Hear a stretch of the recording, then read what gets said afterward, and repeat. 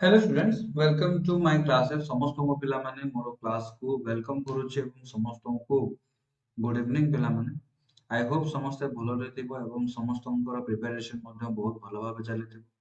तो पिला माने जेहेतु किछि कारणवशतः क्लास टी हमर हेइ पार नथिला एवं आसंता काली ठारू एवं पिला माने आजि ठारू कोन ना तुमर सब क्लास कंटिन्यू चलिबो। बुझे परछो? दिने छड़ा दिने आमे प्रत्येक दिन कौन करिबा ना तुमरा टॉपिक कवर करी करी जिबा एनआरटीएस।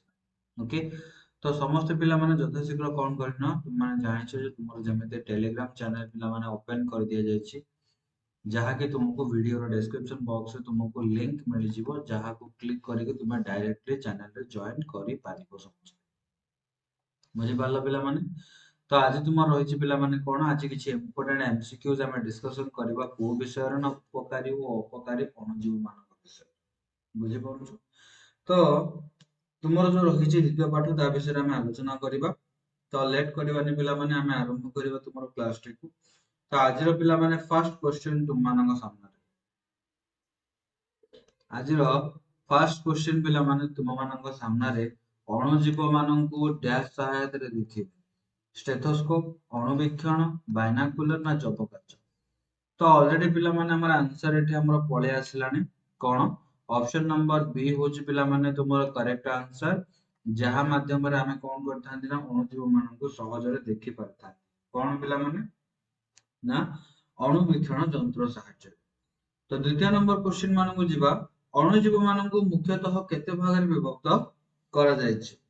तो समस्त पिला माने आंसर दवा पे चेष्टा करो कोन आसीबो ए क्वेश्चन रा आंसर। अणुजीव मानक केते भाग रे विभक्त करा जायछि मुख्यतः भाବରେ। समस्त पिला माने आंसर दबो यथा शीघ्र। चारि भाग रे विभक्त करा जायछि ना पांच भाग रे विभक्त करा जायछि ना तीन भाग रे विभक्त करा जायछि ना पिला माने दुई भाग रे विभक्त करा जायछि। समस्त आंसर दबो पिला माने यथा शीघ्र कोन आसीबा आंसर। केते भाग रे अणुजीव मानक विभक्त करा जाई अछि।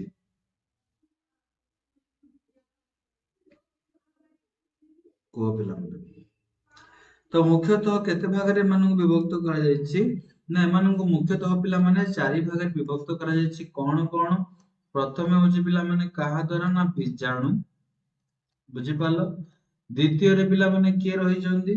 द्वितीय रे पिला माने रहिले हमर आदि प्राणी।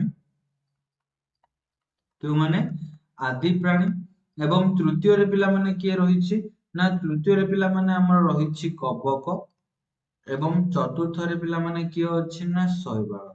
एई भଳି भाबरे कोन करा जायछि ना एमानंकु चारि भाग रे विभक्त करा जायछि। बुझि पालो? तो आंसर होछि पिला माने तुमरा ऑप्शन नंबर ए। दुई तीन नंबर क्वेश्चन निम्नलिखित मध्यरु काहाକୁ ଏକ ପ୍ରହେଳିକା ଭାବରେ ଗ୍ରହଣ କରାଯାଇଛି। ନିମ୍ନୋକ୍ତ ମଧ୍ୟରୁ କାହାକୁ ଏକ ପ୍ରହେଳିକା ଭାବରେ ଗ୍ରହଣ କରାଯାଇଛି। ऑप्शन नंबर ए शैवाल, ऑप्शन नंबर बी कवक, ऑप्शन नंबर सी पिलामाने भूताणु ना ऑप्शन नंबर डी होଉଛି आदि। तो ए चारोटी जाक ऑप्शन रो हमर आंसर पिलामाने कोन हबो से क्वेश्चन कोन पचारिछि ना प्रहेलिका भाबरे काहाकु पिलामाने ग्रहण करा जायछि।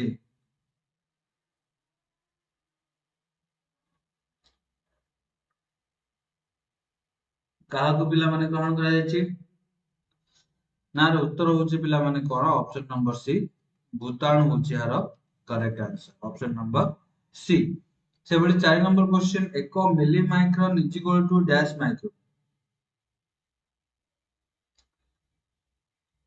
तो क्वेश्चन पचारला पिला माने 1 milli micron is equal to dash micron केते माइक्रोन हबो। ऑप्शन नंबर ए 1/100 माइक्रोन ना option number B 1/10,000 micron, option number C 1/1000 micron ना ऑप्शन नंबर डी पिला माने 1/10 माइक्रोन केते माइक्रोन हबो।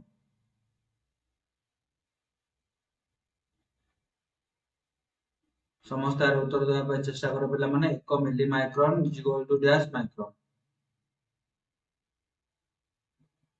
केते माइक्रोन हेबे ना उत्तर होची पिला माने कोन तुमरो ऑप्शन नंबर सी होची तुमरो करेक्ट आंसर केते 1/10 1000 माइक्रोन। 5 नंबर क्वेश्चन, निम्नोक्त मध्यरु केउंटी एक आदि प्राणी जनित रोग अटे? निम्नोक्त मध्यरु केउंटी एक आदि प्राणी जनित रोग अटे?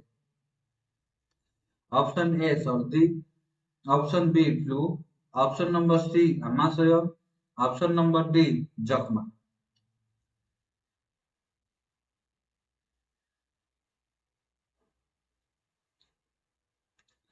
तो निम्न रे जो ऑप्शन गुड़िक देछि पिला माने चारोटी, ए चारोटी भितरु से पचारुछि केउंटी आदि प्राणी जनित रोग। कोन हो पिला माने उत्तर? तार उत्तर होछि पिला माने कोन? ऑप्शन नंबर सी हो यार करेक्ट आंसर आमाशय। कोन? आमाशय होछि पिला माने तुमर आदि प्राणी जनित रोग। क्लियर? बुझि पालो? एवं बाकी जो रहिले पिला माने के सर्दी, फ्लू एवं ଏହା ସହିତ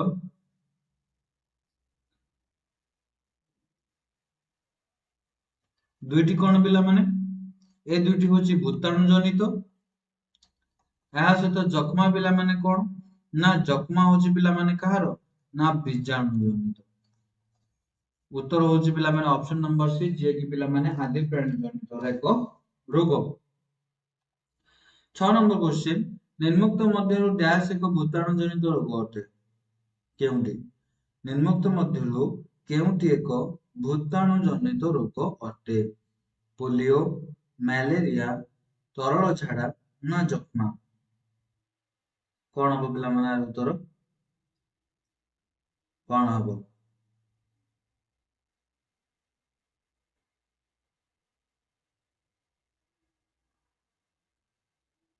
को निम्नोक्त मध्यरु डैश एक भूताणु जनित रोग। तो पिला माने एठी उत्तर कौन हम? तुमरो ऑप्शन नंबर ए हे जो तुमरो करेक्ट आंसर। बुझियला? ऑप्शन नंबर ए हे जो तुमरो एठी करेक्ट आंसर। बाकी पिला माने कौन? मलेरिया एवं तरल झाड़ा। बुझी पालो? ए दुईटी कौन पिला माने ना आदि प्राणी जनित रोग। कहा द्वारा? ना आदि प्राणी जनित रोग। एवं जख्मा पिला माने कौन ना जख्मा होची गोटे बीजाणु जनित रोग। क्लियर? बुझी पालो? उत्तर होची तुमरो ऑप्शन नंबर ए। से बडी नेक्स्ट क्वेश्चन 7 नंबर क्वेश्चन, व्यास एक कोषीय अटे एवं एकाकी वास करिता। तो निम्नोक्त पिला माने जेतिकी देइछि कवक, बीजाणु एवं एमिबा ए तीनोटी भितरु किए पिला माने एक कोषीय अटे एवं एकाकी वास करिता? उपरोक्त समस्त तो हबो नाही पिला माने ऑप्शन नंबर डी ठीक कटि जिवो। तो एटी उत्तर किए हबो ना तुमरो ऑप्शन नंबर सी होछि तुमरो करेक्ट आंसर। के ऑप्शन नंबर सी होछि पिला माने तुमरो एटी करेक्ट आंसर। से बडी नेक्स्ट क्वेश्चन, क्षीर को दही रे परिणत करिबारे डैश नामक बीजाणु सहायता करिता? क्षीर को दही रे परिणत करिबारे डैश नामक बीजाणु सहायता करिता? तो भलो भाबे जानचो पिला माने कोन ना क्षीर रे जो प्रकार रो बीजाणु रही थाए सी ही कोन करे ना क्षीर को दही रे परिणत करिबारे सहायता करिता? तो किए रहिछि ईस्ट तो नुहे, राइजोबियम भी नुहे, तो ऑप्शन डी मध्य हबनी। तो आंसर कोन हे जिवो ना ऑप्शन नंबर ए होछि तुमरो करेक्ट आंसर। कोन? लैक्टोबैसिलस। कोन? लैक्टोबैसिलस होछि पिला माने तुमरो करेक्ट आंसर। 9 नंबर क्वेश्चन, पाउरुटी प्रस्तुत समय डैश पाउडर मिसा जाए फल रे नरम होइता? पाउरुटी प्रस्तुत समय डैश पाउडर मिसा जाय थाए फल रे नरम होइता? कोन? पाउरुटी हमरो नरम होइता। तो कोन হবে এটি answer? Option number A, B, C एवं डी चारोटी भितरु हमर उत्तर कोन आसीबो? तो एटी उत्तर होछि पिला माने कोन ना ऑप्शन नंबर ए होछि तुमरो करेक्ट आंसर। कोन? ईस्ट होछि पिला माने तुमरो करेक्ट आंसर। बुझि पालो? से बडी नेक्स्ट क्वेश्चन, ईस्ट डैश मध्ये रे द्रुत गति रे बढ़ी पारे? ईस्ट डैश मध्ये रे द्रुत गति रे बढ़ी पारे? लुण मध्ये रे ना चीनी मध्ये रे ना उभय रे ना केउंथिरे नुहे? काहा मध्ये रे ईस्ट पिला माने द्रुत गति रे बढ़ी पारे? ना ईस्ट पिला माने कोन करि पारे ना ମିଠା ଖାଦ୍ୟ ଜାତୀୟ ପଦାର୍ଥରେ ପିଲାମାନେ କଣ ହେଇପାରେ ନା ଦ୍ରୁତ ଗତିରେ ବଢିପାରେ, ହଁ କି ନାଇଁ? ତ ଏଠୁ ମିଠା କିଏ ନା ଚିନି ହଉଛି ପିଲାମାନେ ଆମର ମିଠା। ତ ଏଠି ଆନ୍ସର କଣ ହେଇଯିବ? ଅପସନ ନମ୍ବର ବି ହେଇଯିବ ତୁମର ଏଠି correct answer. 11 number question, acetic acid ର ଅନ୍ୟ ନାମ ପିଲାମାନେ କଣ? ଏସିଟିକ ଏସିଡ ର ଅନ୍ୟ ନାମ ପିଲାମାନେ କଣ? କୁହ ସମସ୍ତେ। ଲୁଣ, ଗ୍ଲୁକୋଜ, ଭିନେଗାର ନା ଖାଇବା ତେଲ? କାହାର ଅନ୍ୟ ନାମ ପିଲାମାନେ ଏସିଟିକ ଏସିଡ? କାହାର? କାହାର ଅନ୍ୟ ନାମ ହଉଛି ଏସିଟିକ ଏସିଡ? ତ ଉତ୍ତର ପିଲାମାନେ ଏଠି କଣ ଆସିବ ନା ଅପସନ ନମ୍ବର ସି ହଉଛି ତୁମର କରେକ୍ଟ ଆନ୍ସର, ଭିନେଗାର। କିଏ? ଭିନେଗାର ହଉଛି ତୁମର କରେକ୍ଟ ଆନ୍ସର। ଲୁଇ ପାଶ୍ଚର ଡ୍ୟାଶ ମସିହାରେ କିଣ୍ଣନ ପଦ୍ଧତି ଉଦ୍ଭାବନ କରିଥିଲେ? ଲୁଇ ପାଶ୍ଚର ଡ୍ୟାଶ ମସିହାରେ କିଣ୍ଣନ ପଦ୍ଧତି ଉଦ୍ଭାବନ କରିଥିଲେ? ତ ତୁମ ମାନଙ୍କ ପାଇଁ ଟାସ୍କ କଣ ନା ତୁମ ମାନଙ୍କ ପାଇଁ ଟାସ୍କ ହଉଛି ପିଲାମାନେ କଣ ନା କିଣ୍ଣନ ପଦ୍ଧତି କଣ ତାହା ତୁମେ ମାନେ ମତେ କମେଣ୍ଟ ସେକ୍ସନରେ ନିଶ୍ଚିନ୍ତ ରୂପରେ ଜଣାଇବ, ହେଲା।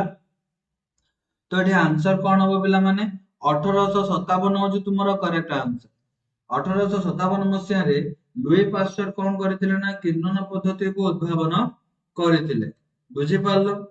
ନେକ୍ସଟ କ୍ୱେଶ୍ଚନ 13 ନମ୍ବର, ନିମ୍ନୋକ୍ତ ମଧ୍ୟରୁ କେଉଁଟି ଅଣୁଜୀବରୁ ପ୍ରସ୍ତୁତ? ନିମ୍ନୋକ୍ତ ମଧ୍ୟରୁ କେଉଁଟି ଅଣୁଜୀବରୁ ପ୍ରସ୍ତୁତ କରାଯାଇଥାଏ? କୁହ।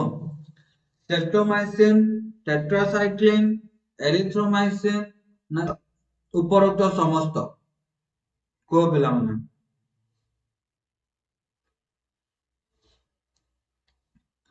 ତ ଷ୍ଟ୍ରେପ୍ଟୋମାଇସିନ, ଟେଟ୍ରାସାଇକ୍ଲିନ ଏବଂ ଏରିଥ୍ରୋମାଇସିନ ଏ ତିନୋଟି ଯାକ କଣ ପିଲାମାନେ? ତିନୋଟି ଯାକ ହଉଛନ୍ତି ଗୋଟେ ଗୋଟେ ଜୀବଗ୍ନ।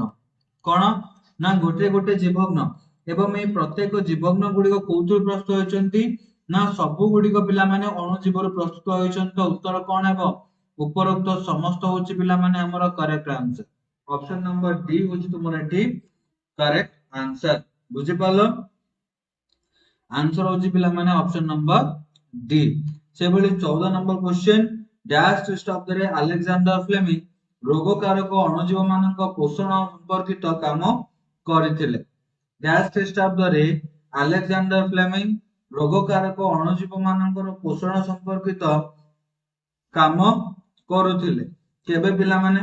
1930, 1921, 1928 ନା 1927? କୁହ ସମସ୍ତେ, ତାର ଉତ୍ତର କଣ ଆସିବ? କଣ ହବ?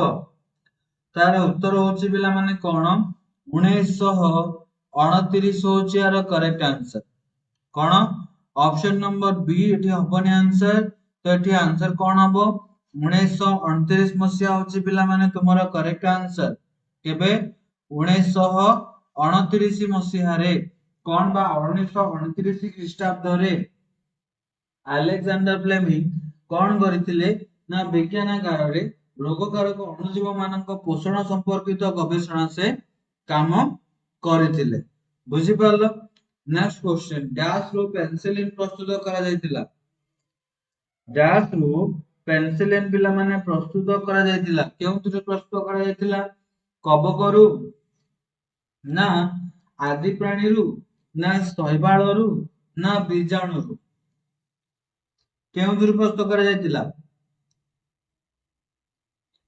କେଉଁଥିରୁ ନା କବକର ବ୍ୟବହାର କରାଯାଇକି ପିଲାମାନେ କଣ ପ୍ରସ୍ତୁତ କରାଯାଇଥିଲା ନା ପେନିସିଲିନ ପ୍ରସ୍ତୁତ କରାଯାଇଥିଲା। ଆନ୍ସର ହବ ଅପସନ ନମ୍ବର ଏ, ଯାହାକି ରହିଛି ପିଲାମାନେ କଣ ନା ତୁମର ଫିମ୍ପି ବୋଲି ଆମେ ଯାହାକୁ କହିଥାନ୍ତି। କଣ କହିଥାନ୍ତି? ଫିମ୍ପି ବୋଲି ଆମେ ଯାହାକୁ କହିଥାନ୍ତି। ବୁଝିହେଲା? ଠିକ ସେଭଳି ନେକ୍ସଟ କ୍ୱେଶ୍ଚନ, ଗ୍ୟାସ ଜନିତ ରୋଗ ନିରାକରଣ ନିମନ୍ତେ ଜୀବଗ୍ନ ବ୍ୟବହାର ଦ୍ଵାରା ହୋଇନଥାଏ? ଗ୍ୟାସ ଜନିତ ରୋଗ ନିରାକରଣ ନିମନ୍ତେ ଜୀବଗ୍ନ ବ୍ୟବହାର ହୋଇନଥାଏ? କବକ, ଆଦି ପ୍ରାଣୀ, ଶୈବାଳ ଏବଂ ଭୂତାଣୁ। ତ କଣ ଆସିବ ପିଲାମାନେ ଉତ୍ତର? କେଉଁ ପ୍ରକାରର ରୋଗ ପାଇଁ ଆଜି ପର୍ଯ୍ୟନ୍ତ ପିଲାମାନେ ଆମେ ଜୀବଗ୍ନ ଗୁଡିକର ବ୍ୟବହାର କରିନଥାନ୍ତି? को कौन हम ना उत्तर हूँ पिला माने ऑप्शन नंबर डी भूताणु हूँ तुम करेक्ट आंसर कौन भूताणु हूँ तुम करेक्ट आंसर ठीक से भली next question Edward Jenner dash रोगर निराकरण पे टीका उद्भावन करथिले एडवर्ड जेनर डैश रोगर निराकरण पे टीका उद्भावन करथिले बसंत रोग जक्मा रोग हइजा रोग ना हेपाटाइटिस को एडवर्ड जेनर डैश रोगर निराकरण पे टीका उद्भावन करथिले पिलामाने कहा पे ना बसंत रोग पे उत्तर कौन हम तुम ऑप्शन नंबर ए होची करेक्ट आंसर ऑप्शन नंबर ए होची पिला माने करेक्ट आंसर बसंत रोग पे केबे पिला माने ना 1798 ख्रीष्टाब्द रे केबे 1798 ख्रीष्टाब्द रे बसंत रोग पे एडवर्ड जेनर टीका उद्भावन करथिले नेक्स्ट क्वेश्चन नीलहरित शैवाल डैश गैस को विबंधित करिଥାଏ नीलहरित शैवाल डैश गैस को विबंधित करिଥାଏ पिलामाने उद्जान जबक्षारजान अम्लजान ना अंगारकाम्ल काहाकू आहकू पिलामाने आंसर होची कोन ऑप्शन नंबर बी जबक्षारजान होची तुमरा करेक्ट आंसर कोन जबक्षारजान होची पिलामाने तुमरा करेक्ट आंसर नेक्स्ट क्वेश्चन निम्नोक्त मध्यरु केउटे एक संक्रामक रोग हइजा जखमा हाडफुटी एवं उपरोक्त समस्त केउटे एक संक्रामक रोग पिलामाने तो जेतिकी रहिछि हइजा जखमा हाडफुटी ए समस्त पिलामाने बा ए तीनोटी मध्यरु किए होछि तुमरो संक्रामक रोग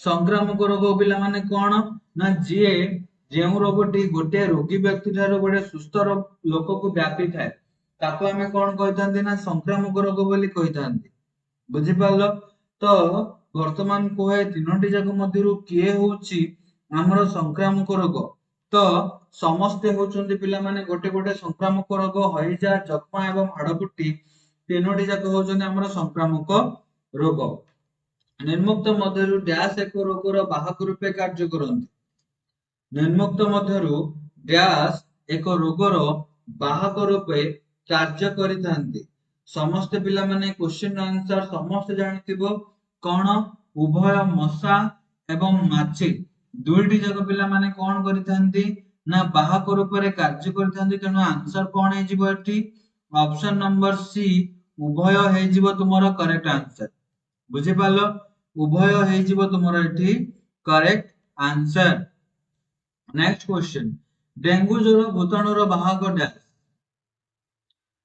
डेंगू ज्वर भूताणुर बाहक डैश एडिस मशा एनोफिलिस मशा माछी केउटी नुहे डेंगू ज्वर भूताणुर बाहक पिला माने किए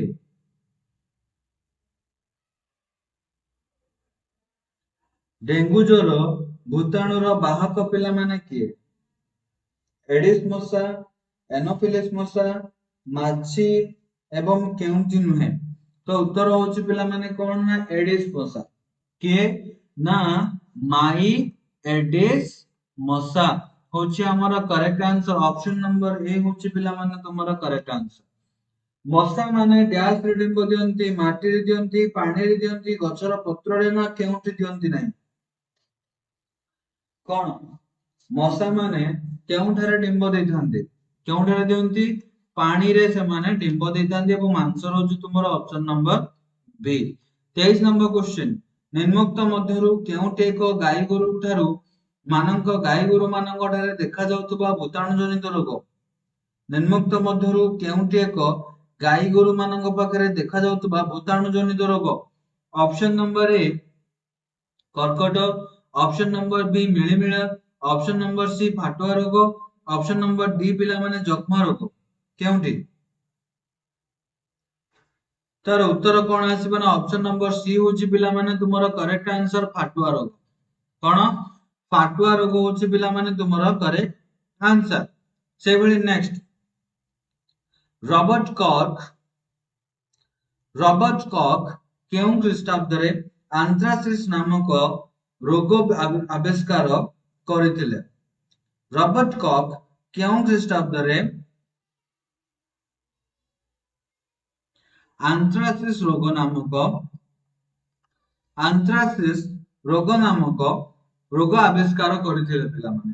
1876, 1877, 1878 ନା 1879? କେବେ କରିଥିଲେ? ତାର ଉତ୍ତର କଣ ଆସିବ ନା ଆନ୍ସର ଆସିବ ପିଲାମାନେ 1876 ମସିହାରେ। କେବେ? 1876 ମସିହାରେ ପିଲାମାନେ କଣ କରିଥିଲେ ନା ରବର୍ଟ କକ୍ ଆନ୍ଥ୍ରାସିସ୍ ରୋଗର ଆବିଷ୍କାର କରିଥିଲେ। ଉତ୍ତର ହଉଛି ଅପସନ ନମ୍ବର ଏ। ତ ଆଗକୁ ଯିବା ପୂର୍ବରୁ ସମସ୍ତଙ୍କୁ ପିଲାମାନେ କହି ରଖେ, ତ ତୁମର ଚ୍ୟାନେଲ ପିଲାମାନେ ଯେ ରହିଛି ତ ହେଡ୍ ଆଣ୍ଡ ସେଲ୍ ସମସ୍ତେ ପିଲାମାନେ କଣ କରିନେବ, ଚ୍ୟାନେଲଟିକୁ ସବସ୍କ୍ରାଇବ କରିନେବ। ତା ସହିତ ପିଲାମାନେ ଲାଇକ୍ କରିବା ସହିତ କମେଣ୍ଟ ସେକ୍ସନରେ ତୁମର ଓପିନିଅନ ମଧ୍ୟ ଜଣାଇଦେବ। ଓକେ, ତା ପୂର୍ବରୁ ନେକ୍ସଟ ଯିବା ପିଲାମାନେ କ୍ୱେଶ୍ଚିନ କୁ ଯିବା ପୂର୍ବରୁ ତୁମେ ମାନେ ଜାଣିଥିବ ତୁମ ବହିରେ ପିଲାମାନେ ଦୁଇଟି ଟେବଲ ଦେଇଛି, ଯୋଉଥିରେ କି ତୁମର କଣ ଦେଇଛି ନା ମଣିଷର ରୋଗ ପିଲାମାନେ କଣ ହଉଛି, ରୋଗ ସୃଷ୍ଟିକାରୀ ଅଣୁଜୀବ, ରୋଗର ପ୍ରସାର ମାଧ୍ୟମ କିଭଳି ହୋଇଥାଏ, ଆମେ ସାବଧାନ କିପରି ରହିବା, ତାର ଉପାୟ ଗୁଡିକ, ସେ ସବୁ ପିଲାମାନେ କଣ ଅଛି ନା ଏ ଟେବୁଲ ଟାକୁ ତୁମକୁ ସମ୍ପୂର୍ଣ୍ଣ ରୂପରେ ମନେ ରଖିବାକୁ ପଡିବ ଏବଂ ଏ ଟେବୁଲ ରୁ ହିଁ ବହୁତ ସାରା ଇମ୍ପୋର୍ଟାଣ୍ଟ କ୍ୱେଶ୍ଚିନ ତୁମର ପ୍ରିପେୟାର ହେଇପାରିବ। ବୁଝିପାରିଲ? ନେକ୍ସଟ ୟା ପରେ ପିଲାମାନେ ଆଉ ରହିଛି କଣ, ଉଦ୍ଭିଦରେ ହେଉଥିବା ରୋଗ ଏବଂ ଅଣୁଜୀବ ଏବଂ ରୋଗର ପ୍ରସାରର ମାଧ୍ୟମ। ଏହାକୁ ମଧ୍ୟ ତୁମକୁ ମନେ ରଖିବାକୁ ପଡିବ ଏବଂ ଏହା ମଧ୍ୟ ତୁମ ପାଇଁ very very important. Clear? Next question ଆଡକୁ ଯିବା। ନିମ୍ନୋକ୍ତ ମଧ୍ୟରୁ କେଉଁଟି ଏକ ପରିରକ୍ଷଣ ଅଟେ? ନିମ୍ନୋକ୍ତ ମଧ୍ୟରୁ କେଉଁଟି ଏକ ପରିରକ୍ଷଣ ଅଟେ ପିଲାମାନେ? ଲୁଣ, ସୋଡିୟମ ବେଞ୍ଜୋଏଟ, ସୋଡିୟମ ମେଟାବାଇସଲଫେଟ। ତ ପରିରକ୍ଷଣ ପିଲାମାନେ କଣ ନା କୌଣସି ଖାଦ୍ୟ ପଦାର୍ଥ ହଉ କିମ୍ବା କୌଣସି ଜିନିଷକୁ ଅତ୍ୟଧିକ ଦିନ ପର୍ଯ୍ୟନ୍ତ ବହୁତ ଦିନ ପର୍ଯ୍ୟନ୍ତ ଭଲ ଭାବରେ ଷ୍ଟୋର କରି ରଖିବା ପାଇଁ ଯାହାକୁ ବ୍ୟବହାର କରାଯାଇଥାଏ ତାକୁ ଆମେ କଣ କହିଥାନ୍ତି ନା ପରିରକ୍ଷଣ ବୋଲି କହିଥାନ୍ତି। ତ ଲୁଣ, ସୋଡିୟମ ବେଞ୍ଜୋଏଟ ଏବଂ ସୋଡିୟମ ବାଇସଲଫାଇଡ, ମେଟାବାଇସଲଫାଇଡ, ତ ତିନୋଟି ଯାକ ପିଲାମାନେ ବ୍ୟବହାର କରାଯାଇଥାଏ ପରିରକ୍ଷଣ ରୂପରେ। ତା ଆନ୍ସର କଣ ଆସିବ? ଅପସନ ନମ୍ବର ଡି ହଉଛି ପିଲାମାନେ ତୁମର କରେକ୍ଟ ଆନ୍ସର। ନେକ୍ସଟ କ୍ୱେଶ୍ଚନ, ମାଛ ମାଂସର ପରିରକ୍ଷଣ ନିମନ୍ତେ କାହାକୁ ବ୍ୟବହାର କରାଯାଇଥାଏ? ନା ମାଛ ଏବଂ ମାଂସର ପରିରକ୍ଷଣ ନିମନ୍ତେ ଲୁଣକୁ ବ୍ୟବହାର କରାଯାଇଥାଏ। କାହାକୁ? ଲୁଣକୁ ବ୍ୟବହାର କରାଯାଇଥାଏ, ଯାହାକୁ ପିଲାମାନେ ତୁମେ ଦେଖିଥିବ ଶୁଖୁଆ ବୋଲି ତୁମେ ଜାଣିଥିବ ଗୋଟେ ଜିନିଷ, ମାଛକୁ କଣ କରାଯାଏ ନା ସମ୍ପୂର୍ଣ୍ଣ ଶୁଖେଇ ଦେଇକି ସେଥିରେ ଲୁଣରେ ବୁଡେଇ ଦିଆଯାଏ ଏବଂ ଲୁଣ ପିଲାମାନେ ସେଥିରେ ପକେଇ ଦେଲା ପରେ ତାକୁ ଆମେ ବହୁତ ଦିନ ପର୍ଯ୍ୟନ୍ତ ଷ୍ଟୋର କରି ରଖିଥାନ୍ତି ଏବଂ ବ୍ୟବହାର କରିଥାନ୍ତି। ବୁଝିପାରିଲ? କାହାକୁ ବ୍ୟବହାର କରାଯାଏ? ଲୁଣକୁ ବ୍ୟବହାର କରାଯାଏ। 27 ନମ୍ବର, ଜାମ, ଜେଲି ଆଦିରେ ପରିରକ୍ଷଣ ନିମନ୍ତେ କାହାକୁ ବ୍ୟବହାର କରାଯାଉଛି? ଲୁଣ, ସୋଡିୟମ ବେଞ୍ଜୋଏଟ, ସୋଡିୟମ ମେଟାବାଇସଲଫେଟ ନା ଚିନି? ଜାମ, ଜେଲି ଏବଂ ସ୍କ୍ୱାଶ। ବୁଝିପାରିଲ? ତ କଣ ପିଲାମାନେ ବ୍ୟବହାର କରାଯାଉଛି ନା ଆନ୍ସର ହଉଛି ଅପସନ ନମ୍ବର ଡି, ଚିନିକୁ ବ୍ୟବହାର କରାଯାଉଛି। କାହାକୁ? ନା ଅପସନ ନମ୍ବର ଡି ପିଲାମାନେ ଚିନିକୁ ବ୍ୟବହାର କରାଯାଉଅଛି। ବୁଝିପାରିଲ? 28 ନମ୍ବର, ଆଚାରର ପରିରକ୍ଷଣ ନିମନ୍ତେ ଡ୍ୟାଶ ବ୍ୟବହାର କରାଯାଏ? ଆଚାରର ପରିରକ୍ଷଣ ନିମନ୍ତେ ଡ୍ୟାଶ ବ୍ୟବହାର କରାଯାଏ? ତେଲ, ଭିନେଗାର, ଚିନି ଏବଂ ଉପରୋକ୍ତ ସମସ୍ତ। କାହାକୁ ପିଲାମାନେ ବ୍ୟବହାର କରାଯାଉଛି ଆଚାରର ପରିରକ୍ଷଣ ନିମନ୍ତେ? ତ ଆଚାରର ପରିରକ୍ଷଣ ନିମନ୍ତେ କଣ କରାଯାଏ? ବୋଥ ଏ ଏଣ୍ଡ ବି, ତେଲ ମଧ୍ୟ ବ୍ୟବହାର କରାଯାଏ ଏବଂ ଭିନେଗାର ମଧ୍ୟ ବ୍ୟବହାର କରାଯାଇଥାଏ। ସେଭଳି 29 ନମ୍ବର, କ୍ଷୀରକୁ ପ୍ୟାକେଟ କରିବା ପୂର୍ବରୁ ଡ୍ୟାଶ ସେଲସିୟସରେ ଗରମ କରାଯାଏ? କ୍ଷୀରକୁ ପ୍ୟାକେଟ କରିବା ପୂର୍ବରୁ କେତେ ଡିଗ୍ରୀ ସେଲସିୟସରେ ପିଲାମାନେ ତାକୁ ଗରମ କରାଯାଏ? କୁହ। କ୍ଷୀରକୁ ଗରମ କରିବା ବା ପ୍ୟାକେଟ କରିବା ପୂର୍ବରୁ ତାକୁ କେତେ ଡିଗ୍ରୀ ସେଲସିୟସରେ ଗରମ କରାଯାଏ? ନା ଉତ୍ତର ହଉଛି ଅପସନ ନମ୍ବର ଏ ପିଲାମାନେ କେତେ ନା 70 ଡିଗ୍ରୀ ସେଲସିୟସ। କେତେ ସମୟ ପର୍ଯ୍ୟନ୍ତ ଗରମ କରାଯାଏ? ନେକ୍ସଟ କ୍ୱେଶ୍ଚନ ପଚାରିଲା, କେତେ ସମୟ ପର୍ଯ୍ୟନ୍ତ ଗରମ କରାଯାଏ? ନା 15 ରୁ 30 ସେକେଣ୍ଡ ପର୍ଯ୍ୟନ୍ତ ଗରମ କରାଯାଏ। ବୁଝିପାରିଲ? ତ ଏଠି ଆନ୍ସର ହଉଛି ଅପସନ ନମ୍ବର ସି। ପାର୍ଶ୍ୱରୀକରଣ ପଦ୍ଧତି ପିଲାମାନେ କିଏ ଉଦ୍ଭାବନ କରିଥିଲେ? କିଏ ଉଦ୍ଭାବନ କରିଥିଲେ? ପାର୍ଶ୍ୱରୀକରଣ ପଦ୍ଧତି କିଏ କରିଥିଲେ ପିଲାମାନେ? ଲୁଇ ପାଶ୍ଚର କରିଥିଲେ। କିଏ କରିଥିଲେ? Louis Pasteur. Option number B होची तुम्हारा करेक्ट आंसर। से भली नेक्स्ट क्वेश्चन देखो, वायुमंडल रे शतकड़ा केते भाग जबक्षारजान रहिता है? वायुमंडल रे शतकड़ा केते भाग जबक्षारजान रहिता है पिला माने 70 78 90 21 केते भाग रहिछि? वायुमंडल रे शतकड़ा केते भाग जबक्षारजान रहिता है? 70 78 90 ना 21 केते भाग? तो उत्तर होची पिला माने कोन? ऑप्शन नंबर बी 78 भाग पिला माने कोन रहिछि ना जबक्षारजान रहिछि। तो एतिके थिला पिला माने तमरो आजरो क्वेश्चन। आई होप समस्त को आज क्लास टी बहुत भल लागी थिबा। जदि क्लास टी भल लागी त निश्चित रूप से समस्त क्लास टी को लाइक करबा सहित चैनल को सब्सक्राइब करिनो पिला माने एवं तुमरो समस्त साथी साथी मानको सहित कोन करिनो ना शेयर करिनो पिला माने, जहा द्वारा सेमाने मध्य किछि बेनिफिट एथरू पाई पारिबे। बुझि पालो पिला माने? तो देखा हबा पुणी नेक्स्ट क्लास में तमरो पटे रहिली पिला माने समस्त को all the best for your exams. All the best पिला माने, all the best for exams.